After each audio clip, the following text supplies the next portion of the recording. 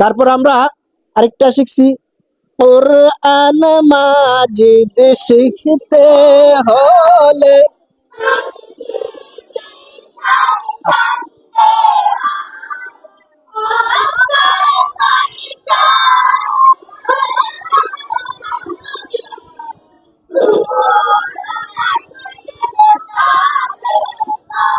আচ্ছা আচ্ছা, শুনো, কোরআন মাজিদ শিখতে হলে 5টি বিষয় জানতে হয়। কয়টি বিষয়? অক্ষর পরিচয়, হরকত, তানবিন, জজম, তাসদীদ। হরকত, তানবিন, জজম, তাসদীদ। হ্যাঁ, ঠিক আছে না? বলো, কোরআন মাজিদ শিখতে হলে।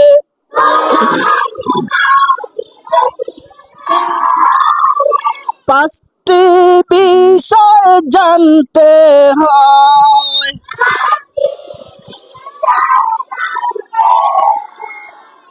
অক্ষর পরিচয়, হরকত, তানবিন।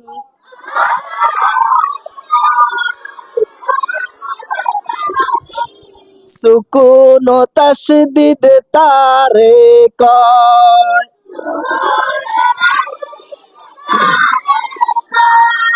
জের থাকে অক্ষরের নিচে,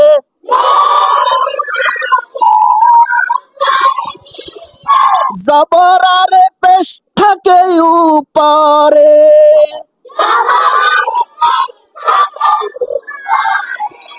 জেরে রসিকার, জবরে আকার।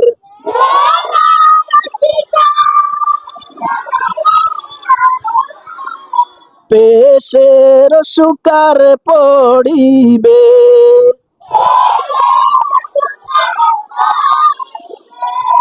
জের জবর পেশকে হরকত বলা হয়। হরকতের উচ্চারণ তাড়াতাড়ি করতে হয়। দুই জবর দুই, জের দুই, পেশকে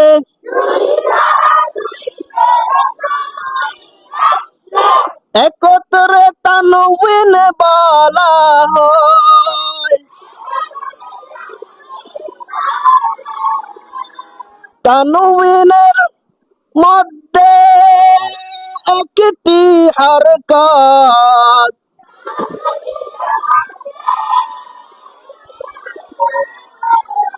অপরটিকে নুন সাকিন কয়।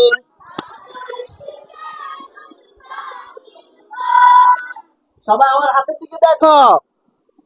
দুইটি আঙ্গুল ফাঁকা করলে, করছো করছো এভাবে, দুইটি আঙ্গুল ফাঁকা করলে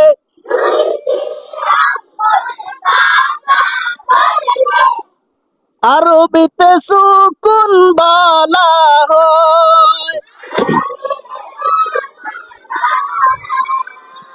এবার 3টা আঙ্গুল এইভাবে উপরের দিকে দাও, আমি যেভাবে দিছি। 3টি আঙ্গুল উঁচু করলে